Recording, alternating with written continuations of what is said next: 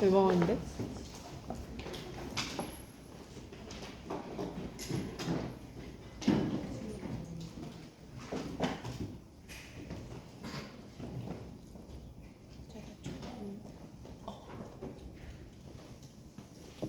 문지원, 정윤지, 김단희.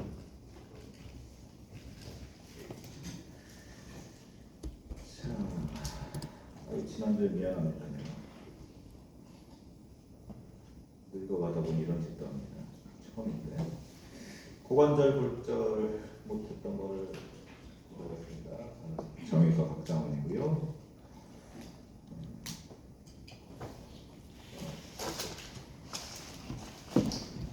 요 정도인데 비구까지 하긴 좀 많은 것 같고, 요거는 사실은 골반 골절이잖아요. 그래서 오늘은 여기까지 골두까지도 못할 것 같아요. 요 세 개만 좀 정리해봤고, 결국 프록시말 피모에서 일어나는 일들을 좀 생각해보면 좋지 않을까.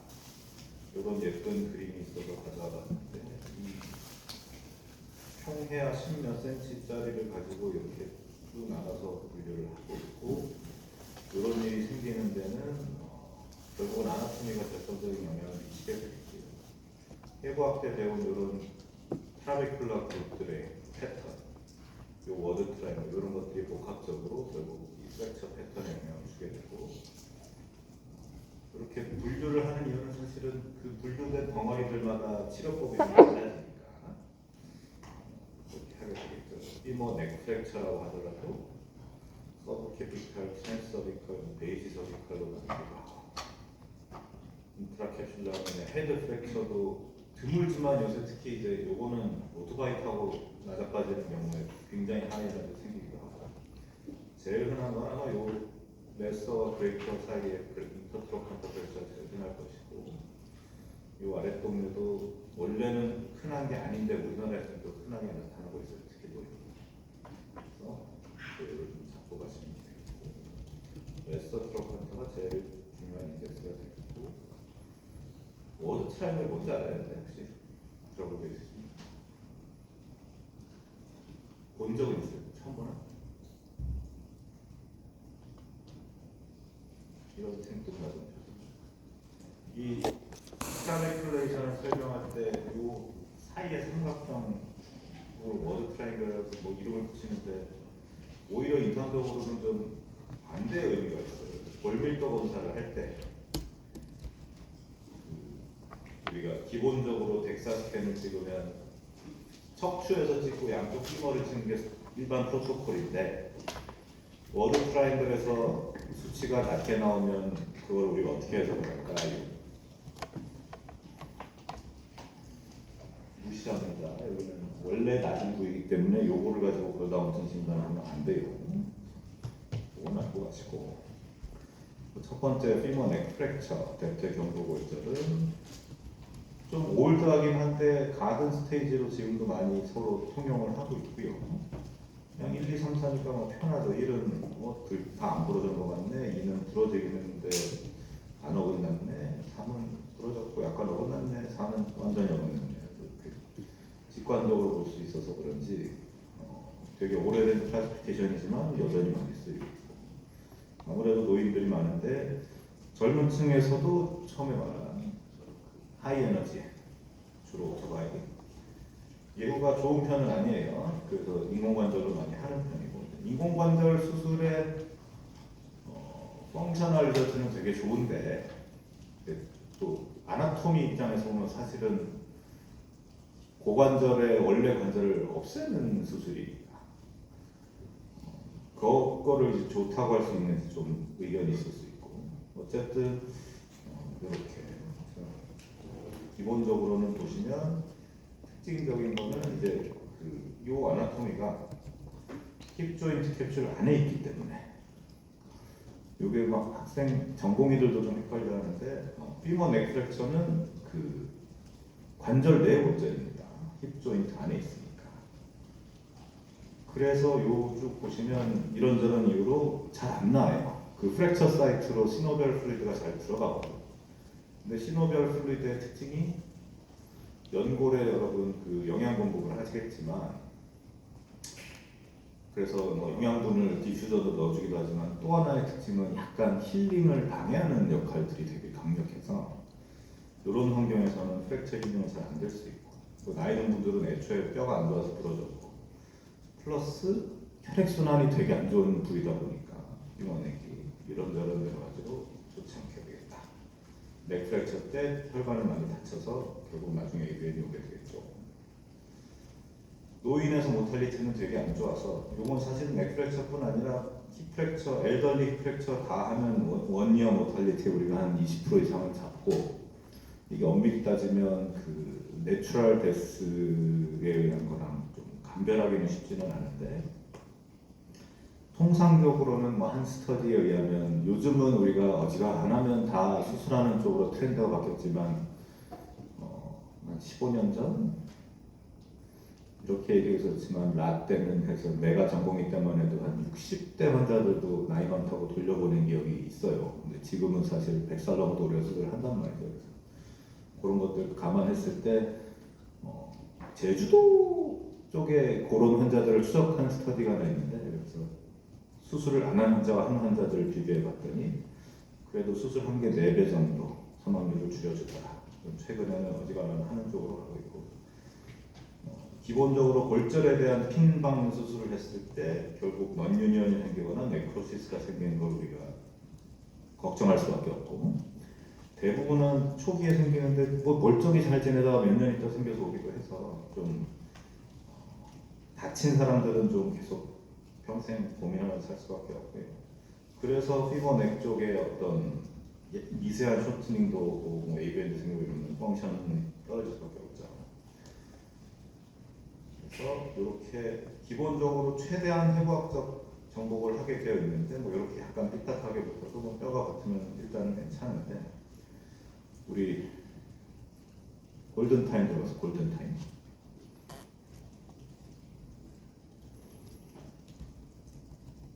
통상적으로 스트로크 환자의 골든타임을 얼마나 잡아요?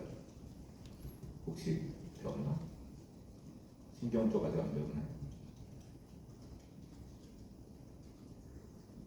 MI, 심장 배웠어? 심장? MI 환자의 골든타임이 얼마나? 몰라. 기억이 안 나. 2학년이니까. 보통 대부분 그런 허혈성 질환 골든타임은 4시간, 길게 잡으면 6시간 정도 거거든요. 우리 저 정형외과에서 좀 그런 일이 없어야 되겠지만, 그 리임플란테이션이라고 해서 손가락 잘리거나 팔 잘린 거 다시 붙이는 것도 보통 4에서 6시간? 조금 더 지나도 냉장보관 잘 되면 하기는 하지만, 그게 기본적으로는 이제 퍼퓨전이 안 돼서 하이폭식 데미지를 입었을 때 셀들이 박살나는 시간이 일반적으로 그 정도 되고, 피머 넥 프랙처도 결국 이 프랙처가 생겼을 때 이 주변에 있는 혈관들이 같이 터졌을 거를 우리가 상정을 한다면, 다친 시간부터 수술까지, 요 수술을 할 때 우리가 요 바스큘러 아나토미를 마이크로로 보면서 살려주는 게 아니잖아요. 그냥 리덕션 해놓고 그 아터리 서플라이는 그냥 지가 알아서 살아나기를 그냥 기다리는 거니까, 결국은 그 케이스마다 최근에는 뭐 어디 강원도에서 올라와서 다쳤는데 주말 사이에 우리 병원으로 수송돼서 오고 이런 환자들은 사실은 처음부터 이런 그 픽세이션보다는 아스트로플라스티를 할 수밖에 없는 경우들도 많다. 그래서 아스트로플라스티는 기본적으로 이 넥 프랙처의 헤드를 끄집어내고 그 안에 인공관절을 넣는 수술을 하는 거기 때문에, 요즘은 인공관절 수술의 뭐라 그러나 결과가 되게 좋아져서 뭐 수술 받고 걷고 일상생활하는데 거의 지장은 없지만, 옛날에는 사실은 그 정도까지는 아니어서 여기 이렇게 막 우리가 기꺼이 하던 건 아니었는데 점점 이쪽으로 전 세계적으로 넘어오고 있습니다. 그래서 만약에 인공관절 수술할 때 반치환술이 있고 전치환술이 있는데, 이게 뭘까요?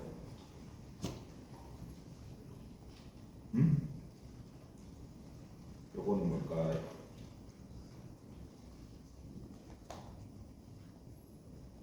이승경. 요거는 뭘까? 이지선다다. 이지선. 뭐? 전. 왜?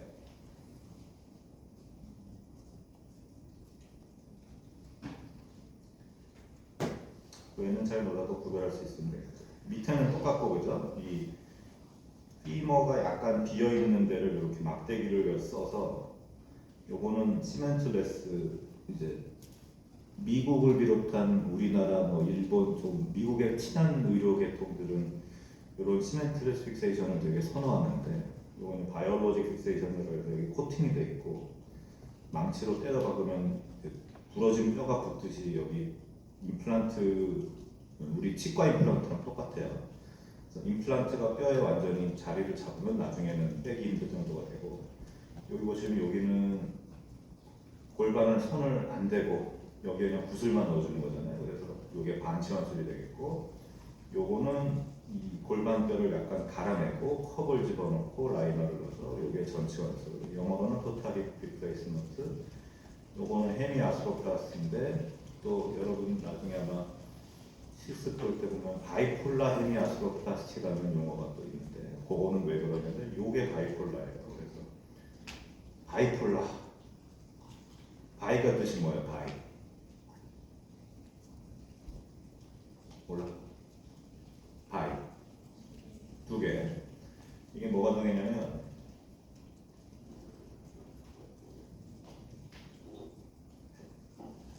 여기 잘 보면 여기 원이 이렇게 있어요. 안 보이지? 요 사이에 플라스틱이 들어가고 겉에 이게 메탈 껍질인데 요 메탈 껍질에 있는 아우터 헤드의 센터가 요 안쪽에 있는 안쪽 헤드의 센터가 이렇게 다른 곳에 위치해. 그래서 폴이 두 개다. 그래서 바이폴라. 그래서 요게 두 개가 있기 때문에 사람이 섰을 때 약간 체중 부하가 될 때 그 중심이 같으면 약간 얘네가 좀 땡글땡글 돌 수 있는데 이렇게 됐을 때 특정 각도에서 약간 고정이 될 수 있는 그 기법. 눈에는 잘 보이지는 않지만 그래서 우리나라나 뭐 선진국 계열은 이런 바이폴라를 주로 쓰지만 뭐 인도, 중국 이런 데는 아직도 환자들이 돈이 없는 경우에는 모노폴라라고 해서 그냥 쇠공. 요건 주둥이로 이제 모듈라로 연결되어 있는데 우리나라는 이렇게 보면 구석이 하나, 둘, 세 개가 있고 그래서 그래도 기본적으로 여기를 어떻게 처리하느냐에 따라서 반치환술, 전치환술 이게 어쨌든 피모네 프랙처에서 옛날에 지금도 이제 고관절 메인으로 하는 학회에서는 이거를 너무 많이 한다. 반치환술 너무 많이 한다. 이유는 이제 반치환술은 쉬워요. 정형외과 보드만 따면 대충 다 할 수 있어. 요거 컵 넣는 건 사실 쉽지가 않다. 그러니까 로컬에서 환자는 봐야 되는데 이게 자신이 없으면 요걸 해버리는데 문제는 막 50대, 40대한테도 이걸 해놓으면 이 환자의 연골이 얼마나 버틸지 우리가 알 수가 없단 말이에요. 그래서 통상적으로 선진국 가이드라인 중에 우리가 많이 참고하는 그 영국의 나이스 가이드라인. 옛날에는 선진국도 한 60대부터 다 바이폴라를 했는데 프랙처 때.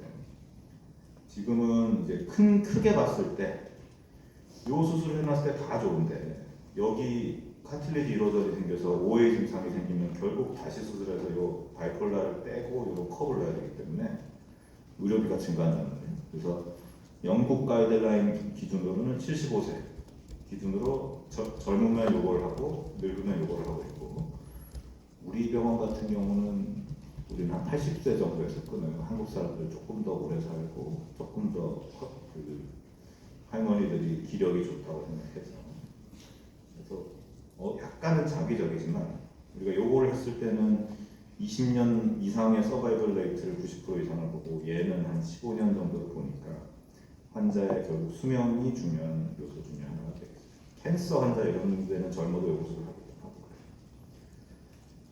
그래서 넥 프랙처가 여기까지가 되겠고 전자간골절은 이제 인터트로칸터 프랙처 대전자와 소전자 사이 요거는 익스트라 조인트에 익스트라에 있는 골절이에요. 아까 관절 외골절이고 경부골절은 관절 내골절이다. 그래서 얘는 힐링도 잘 되고 베스클라 서프라이도 거의 보존되어 있는 편이라서 이 경우에는 저기 우리가 AVM 걱정을 거의 안 해요. 요즘은 요 환자들도 가끔 생기는 경우도 있지만 그래서 넥프렉처랑 다르게 헤드로 가는 베스클라 서프라이는 얼추 다 유지가 되는 것 같고 전체적으로는 고관절 골절의 절반 이상이 돼갑니다. 주로는 한 70대 이상. 보통은 넥 프랙처보다 조금 더 인터트로칸터 프랙처가 연령대가 더 높고 그 외에 젊은 애들은 하이에너지 트라우마 비슷하고 근데 젊은 애들의 하이에너지 트라우마는 아예 넥 터져서 오든 서브 트로칸터가 오든 샤프트가 터져서 오지 인터트로브로는 그렇게 많이 나는 거 주로 여기는 노인네라고 생각합니다. 원인은 그래서 똑같이 반복인데 골다공증으로 인해서 아까 워드 트라이앵글 보면 그 안쪽에 결국 트라베큘레이션이 있는 뼈들이 약해집니다. 껍질은 남아있는데 속이 비는 거라서 대나무 발라드듯이 척하고 발라진다고 보시면 되고요. 젊은 애들은 뻘다거나 교통사고를 했을 때는 한 50km 이상의 차에 다이렉트 임팩을 받거나 30km 이상의 오토바이에서 낮아가지고 이렇게 생길 수 있습니다. 증상은 아프죠. 다리가 안 움직이고 다리가 짧아져 보이거나 대체로 다리가 쇼트닝 되면서 발이 완전히 익스터널 로테이션 경우가 많고 움직이면 아프니까 환자들이 아무것도 안 하려고 그러고 상대적으로 넥 프랙처는 약간 작은 부위에서 서로 부러진 뼈끼리의 부딪힘이 많지 않기 때문에 넥 프랙처는 좀 덜 아파하는 경우도 많고 인터트로브는 좀 뼈의 면이 크잖아요. 환자들이 조금 더 아파하는 경향입니다. 알고 계시면 되겠고 분류는 조금 넥은 가든 하나 알면 대충 다 넘어가면 되는데 이런 에반스를 좀 많이 전통적으로 써오기는 했는데 지금은 또 많이 안 쓰고 이렇게 복잡하다면 크게는 이렇게 스테이블, 언스테이블로 나눈다 정도 알고 있으면 되겠고 복잡해요. 이거를 다 알 필요는 없습니다. 그 외에도 다른 클래시피케이션이 많다는 얘기는 절대 관계가 없다는 얘기고 최근에는 그래서 조금 교통 정리가 요 AO, OTA 클래시피케이션으로 나눠지고 있고 AO 이게 독일어로 무슨 무지막지하게 긴 약자예요. 골절 어소시에이션 이런 건데 풀타임 모르겠고 이거는 오소페딕 트라우마 어소시에이션 같은 뜻인데 이게 우리 정형외과 골절에서는 되게 중요한 단체 중에 하나인데 얘네가 한 게 되게 많고 보시면 나름 머리를 잘 써서 뼈마다 이렇게 번호를 넣어놨어. 그래서 피머는 3번이고요. 그 중에 모든 뼈의 프록시말, 미드, 디스탈에서 뒤에가 그 숫자가 있어. 그래서 프록시말 피머는 31. 그리고 서브 타입을 이제 심플, 웨지, 멀티플 31, A2, 31, B1 이런 식으로 모든 골에 대해서 이렇게 분류할 수 있는 체계가 최근에 좀 더 선호되고 아까 처음에 한 넥프랙처는 31B가 되겠고 지금 얘기하는 인터트로브 31 A1, 2, 3 쪽으로 들어가게 되겠죠. 조금 익숙해지는데 시간은 걸리고 학생 수준에 이거를 다 외울 건 아니지만 이런 체계가 있다 정도 알고 계시면 되겠고 샤프트로 내려가면 32가 되는 거고 무릎 근처로 내려가면 33으로 하면 되겠죠. 그래서 잔절한 골절은 넥은 조금 더 수술을 안 하고도 개겨볼 수도 있는 것 같은데 최근에는 몇 명 이런 케이스도 내가 수술 안 하는 케이스가 있기는 하지만 대부분 결국 디스플레이스가 돼서 수술에다가 오는 경우가 많았어. 체계도 대부분 수술이 필요하다고 할 정도는 그냥 그런 거고 인공관절을 하는 사람들도 있어요. 의사에 따라서. 근데 우리가 좋게 보지 않아. 그래서 최근에 힙 프랙처에 우리 뭐라 그러나 병원 등급 평가 이런 거를 복지부랑 추진 중인데 거기에서 인터트록 프랙처에서 인공관절을 몇 프로 하느냐 적게 하는 거에 대해서 가중치를 주려는 움직임이 있어요. 이게 이제 좀 일반적으로는 이렇게 금속 판이나 못을 해서 집어넣으면 잘 아물고 환자가 펑션이 돌아오니까 인공관절이 과하다고 조금 우리가 비난을 하는 스탠스를 가지고는 있는데, 또 인공관절이 잘만 해놓으면 한 번의 수술로 환자가 걷는 게 훨씬 빨라지니까 이 수술들은 어쨌든 취약한 뼈에 못을 박아놓고 그 뼈가 아물 때까지 조금은 조마조마한 게 있거든요. 그래서 이게 절대적인 악으로 우리가 공격을 못한다는 게 또 애로사항, 의료라는 게 딱 칼럼 물레이가 안 되거든요. 일반적으로는 이걸 우리가 선호하는 게 분명한데, 이게 이제 경우에 따라서는 오히려 또 요긴하게 쓰일 수 있어서 어떤 일률적인 방식보다는 그냥 대체로 요게 선호된다 정도 알고 계시면 되겠고, 인공관절을 하면 안 된다 이렇게 문제를 낼 수는 없을 것 같아요. 그래서 전통적으로 이렇게 다이나믹 힙스크루라고 하는 방식의 거를 쓰다가 최근에는 이렇게 인트라메듈라리, 이게 이제 감마 네일이라는 상품용으로 팔리고, 보시면 이게 감마 숫랑 비슷해서 감마, 우리나라로 치면 시옷자 비슷하잖아요. 이렇게 요 나사는 뭐 사실은 안 박아도 상관은 없지만 그래도 박아주는 편이 되겠고, 여기가 부러졌을 때 몸통을 관통시키고 굵은 못을 하나 넣어서 이 큰 두 조각을 잡아주는 거. 요 다이나믹 힙스크루는 여기 보시면 요 스크류가 헤드 프래그먼트를 강력하게 이 나사로 잡고, 여기 베렐이라고 그러는데 이게 슬라이딩 일어나요. 그림을 그려보면 이런 식으로 좀 중첩이 돼 있고, 그래서 요 환자가 걸어 다니게 될 때 이게 점점점 컴프레션을 받고 압박력을 받는 데 비해서 요 레터럴에서 플레이트를 여기 나사를 2개 내지 4개를 박아서 잡아주니까 밀려나지는 않고, 그러면 골절은 어쨌든 압박을 시켜놓으면 힐링이 되거든요.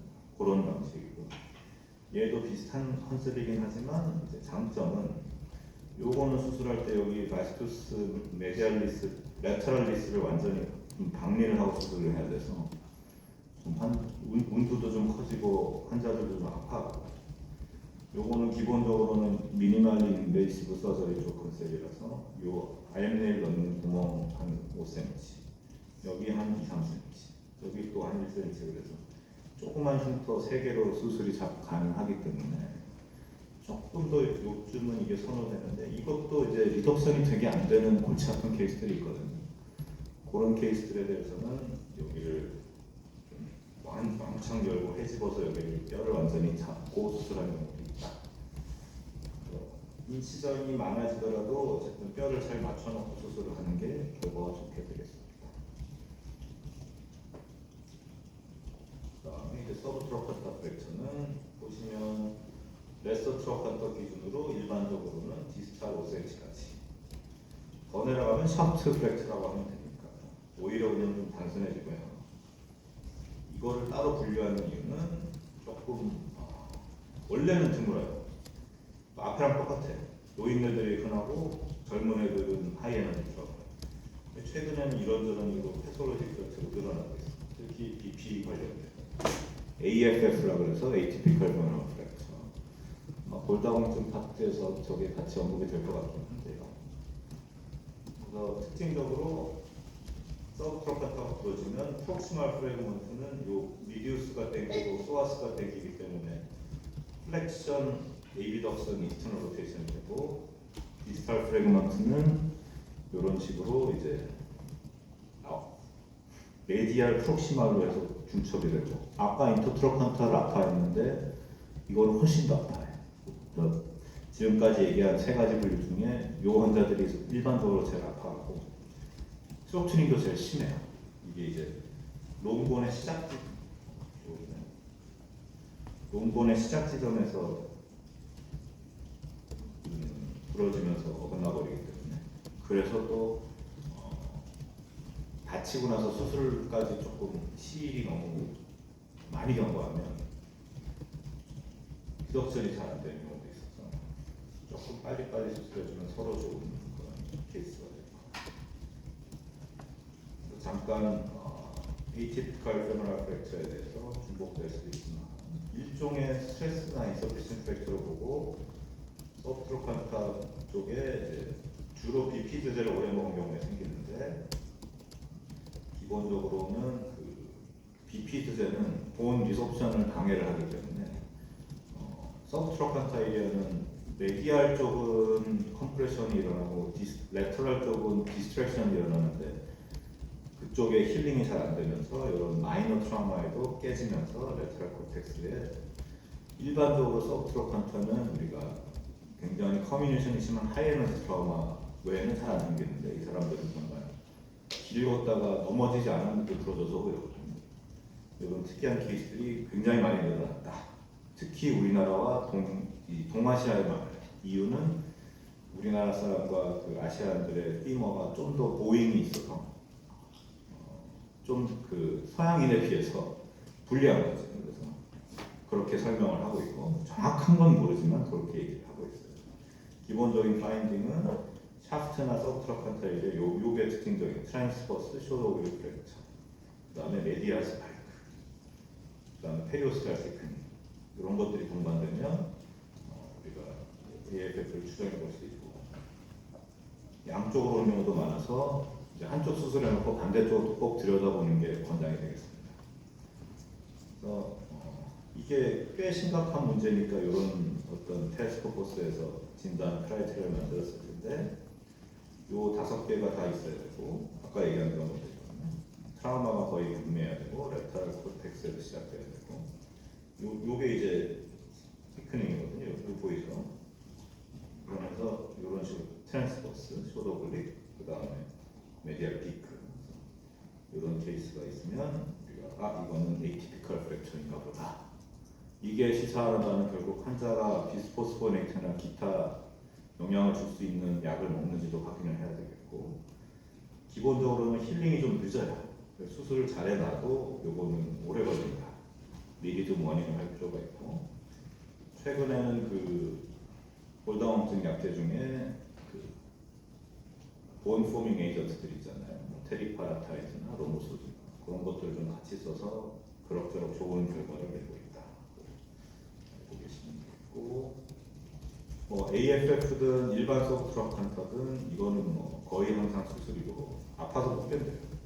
근데 인터트록 맥에 비해서 좀 더 여기는 메카니컬 스트레스가 세서 IMNA를 하더라도 롱네일을 쓰라고 돼 있고 그래서 여기 뭐야 아까 인터트로칸타 쪽에서는 우리가 한 20cm 내외의 네일을 쓴다면 여기는 거의 피머 전장을 커버하는 한 30cm짜리 쓰는 경우가 많고 긴 거를 써서 스트레스를 분산시켜 주려는 전략으로 가는 거고 플레이트는 지금은 많이는 안 쓰지만 좀 제한된 경우에 네일링이 좀 힘든 경우에는 또 이런 락킹 플레이트로 고정을 하기도 한다.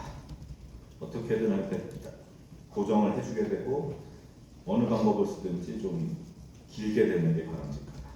이렇게 보시면 되겠고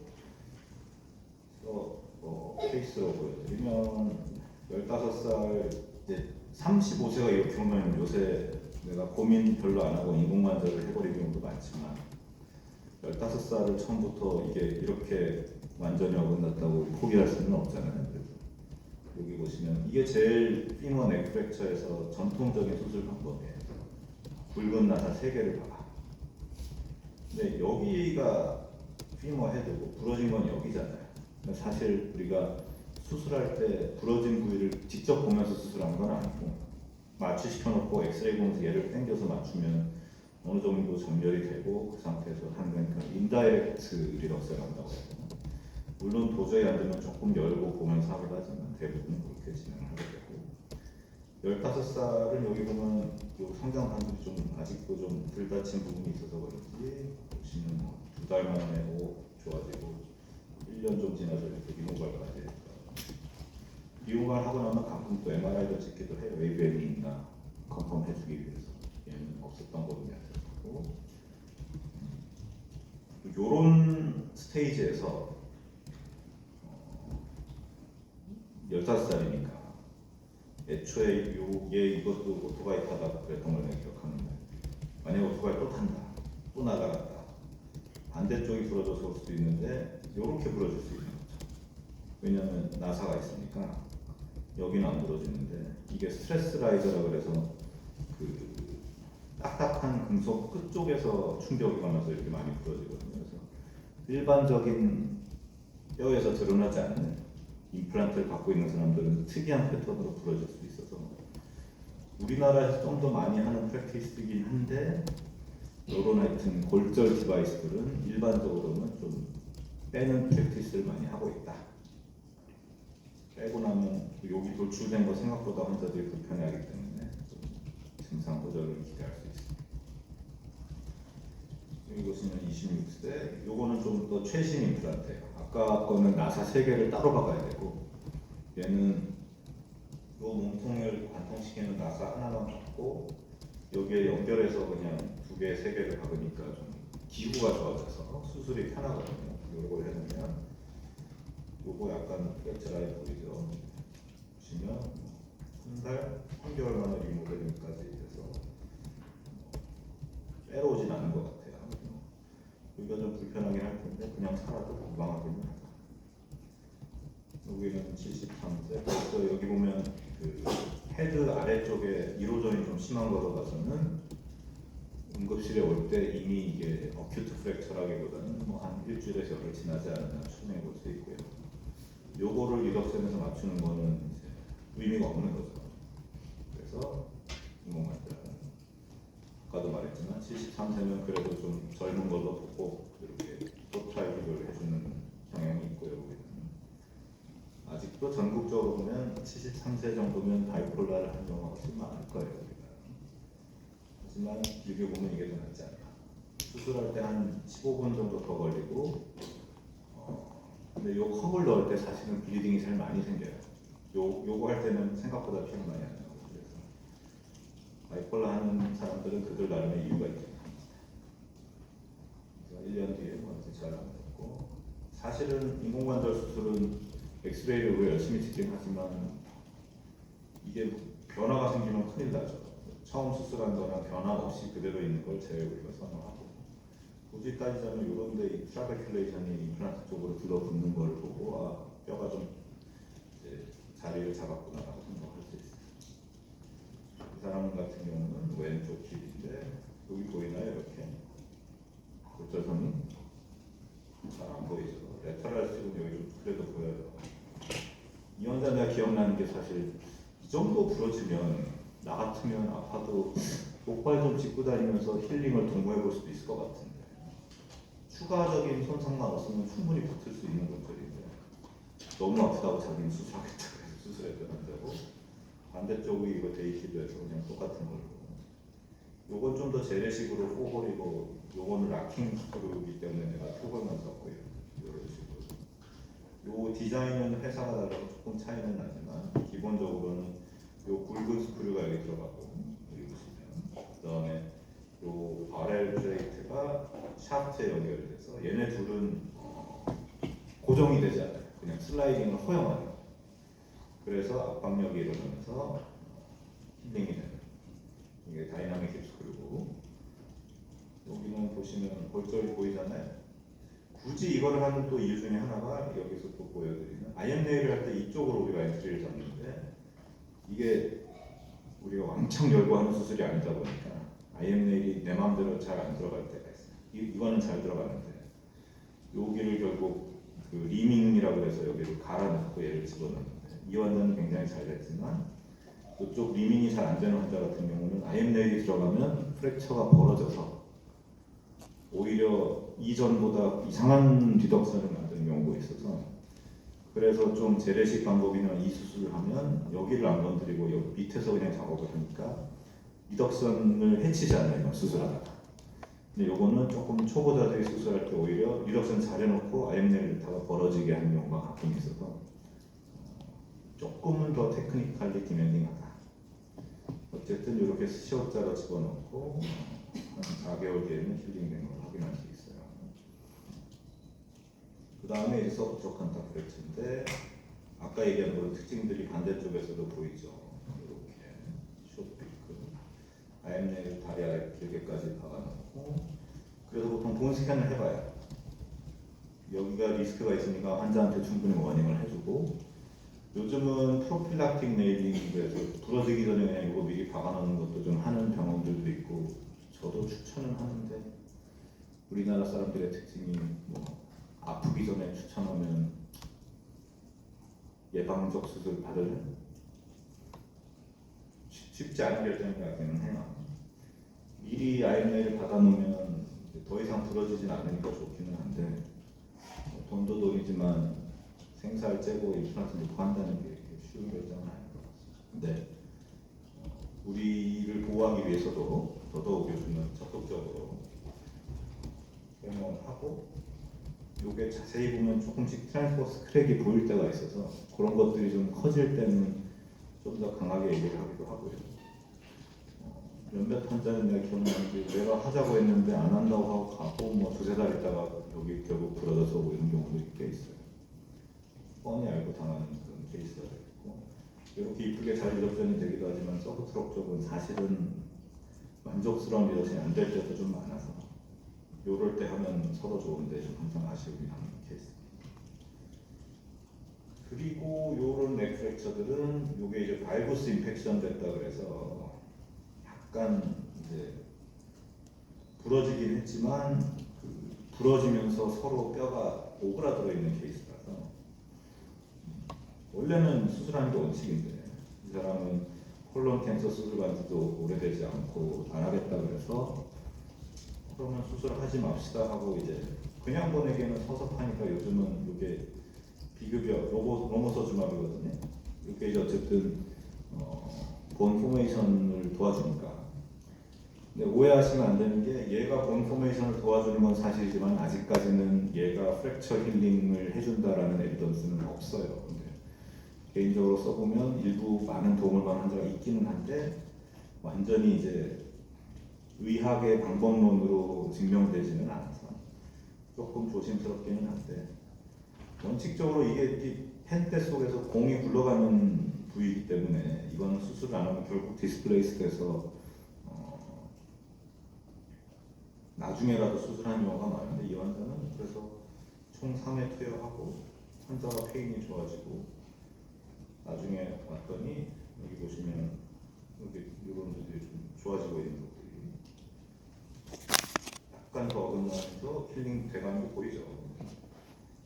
요때 이후로 나한테는 안 왔는데 그 뒤에 이제 외과에 캔서 때문에 다녔으니까 CT에서도 이렇게 내가 원하는 컷을 찾아보면 힐링이 됐네. 반대쪽이랑 비교하면 이게 발구스가 인펙션 되는 게 확인이 되잖아요. 드물게 손에 꼽는 환자 중에 하나예요. 수술을 안 하고도 힐링을 하는 경우가 가끔은 있다. 여기까지입니다. 조금 빨리 끝내면 될 것 같고. 질문 있어요? 질문? 어렵지 않죠? 넥 트로칸타, 서브 트로칸타까지 그냥 좀 디테일보다는 큰 그림을 그려주시면 될 것 같아요. 약 2학년 수준에서.